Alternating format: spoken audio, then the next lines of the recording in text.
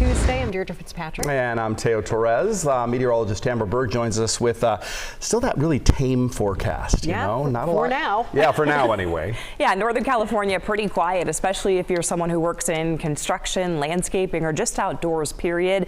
You've probably been enjoying this dry stretch, and it's going to continue as we head into your Tuesday. Right now, tracking some hazy skies here in downtown from 555 Capitol Mall, but notice visibility not greatly obstructed. We will see some hazy sky and some patchy fog to start, and temperatures down into the mid-30s as we kick off your day. Once we get to the 10 o'clock hour, we may still see just some low clouds kind of breaking up a bit.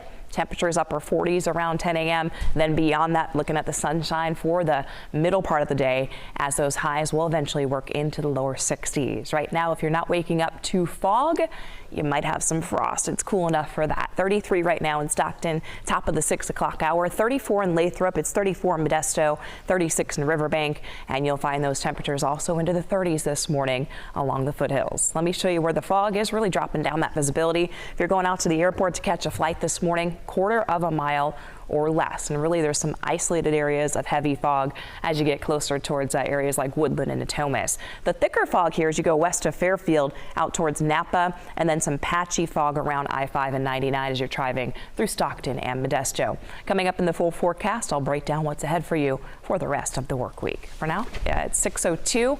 I'll send it over to Brian with a look at your highways. Thanks, Tamara. And again, following some of that fog across the area here on the Causeway, it's really improved. We were seeing some pretty reduced visibility as you're heading out onto 80 westbound towards Davis. So good news there as the fog is kind of lifted. Highway 50 coming in from Folsom, no problems. And Interstate 80 also looking good coming in from Roseville. Not seeing any major delays coming down through the Cap City Freeway or over the top if you're continuing that way.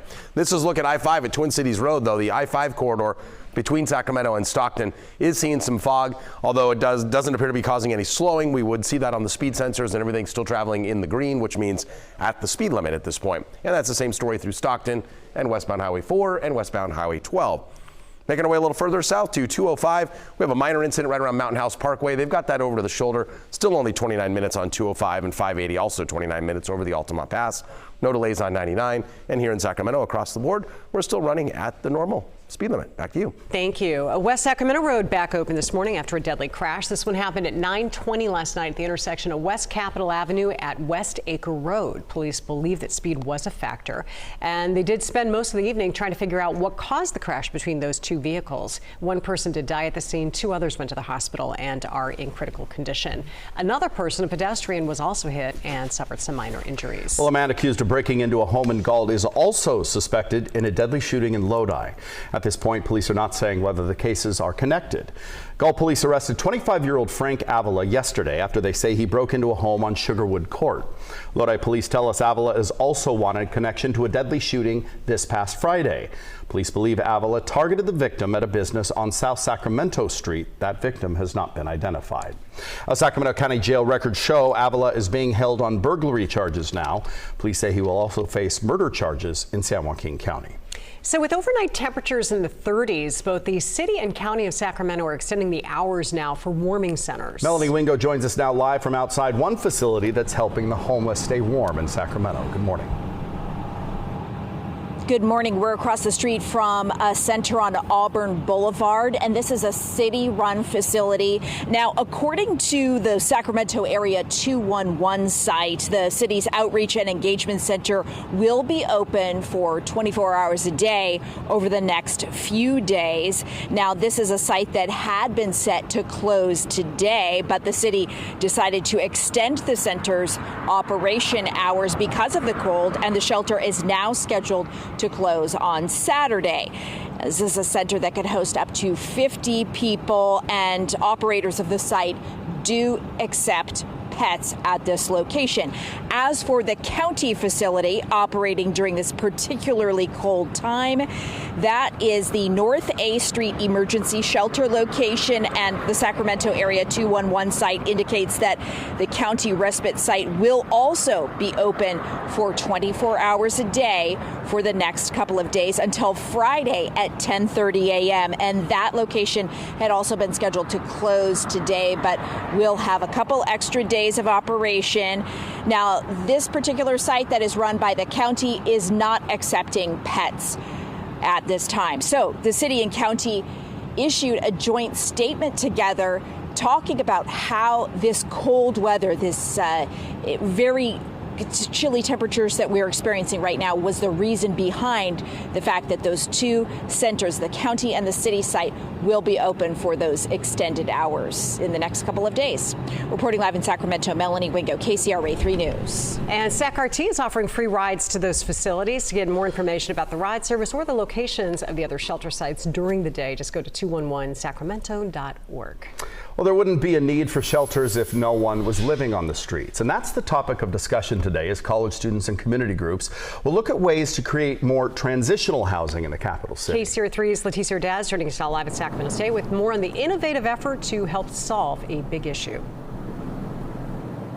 Deirdre and Teo, good morning. Where it turns out an assistant professor here at Sacramento State is also an architect, and she and her students are spearheading this effort inside of this building today. They're not just going to be talking about the homeless crisis, but they're going to be designing a plan to build the best housing to fit the community's needs. This event gets underway at 9 this morning here at the Carlson Center at Sac State. It's going to include the voices of college students, social workers, and a number of architects from the building community locally. And they're going to be coming up with solutions they say will put more than a roof over someone's head. The goal is to move people into tiny homes, but to also provide that critical support so that they can become productive members of society.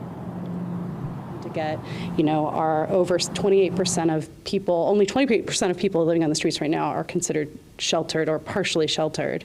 We have other 78% that are literally just on the sidewalk and not considered sheltered at all. So that's the group that we're really thinking about during the symposium. And organizers say they are looking for the community's ideas, so you're welcome to stop by Sacramento State today. The event starts this morning and goes until 3 p.m. Reporting live at Sacramento State, Leticia Ordaz, KCRA 3 News.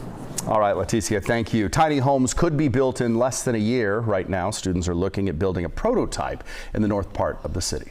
Well, there are more questions about safety in Sacramento after a shooting happened outside downtown Commons Saturday night. Sacramento police arrested a 17-year-old boy in connection with that shooting. Now, no one was hurt, and this is happening as police say they've actually ramped up the patrols in downtown and Old Sacramento over the holidays. Despite a deadly stabbing that happened in Doco last month, another stabbing in Old Sacramento in early November, a lot of business owners say they do feel safe.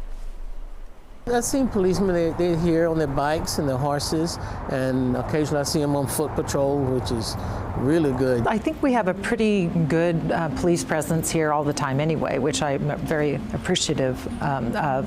But I haven't really noticed that it's been any more increased. Sacramento police told us that they work closely with the Downtown Partnership, the arena, businesses, and security to ensure safety. Well, today, the president of Ukraine will head to Capitol Hill to make his pitch to Congress for funding to fight Russia. He will then head to the White House to talk with President Biden. KCRA 3's Amy Lou is in Washington now with more on how President Zelensky will present his case. Well, President Zelensky will be speaking with President Biden, senators, and House leaders, warning that without additional aid, Ukraine could lose its momentum in the war. Ukrainians haven't given up and won't give up. We know what to do, and you can count on Ukraine, and we hope just as much to be able to count on you. Zelensky's visit today will bolster President Biden's emergency request to Congress for $110 billion in aid to Ukraine, Israel, and the southern border. But lawmakers are at an impasse. Most Republicans don't oppose foreign aid, but negotiators demand immigration policy changes for their support. We're not going to go help other countries and not look at actually what's happening in the United States and the national security risk when we're all keenly aware of the national security risk here. Zelensky's last-minute appeal leaves Senate negotiators just a handful of days before lawmakers are scheduled to leave for the holidays. And any deal cut here still needs approval from the House and President Biden. In Washington, I'm Amy Lou, KCRA 3 News. Well, yesterday, Zelensky talked to U.S. military leaders and explained that the timing for aid is crucial because there will be less movement in the war when winter sets in.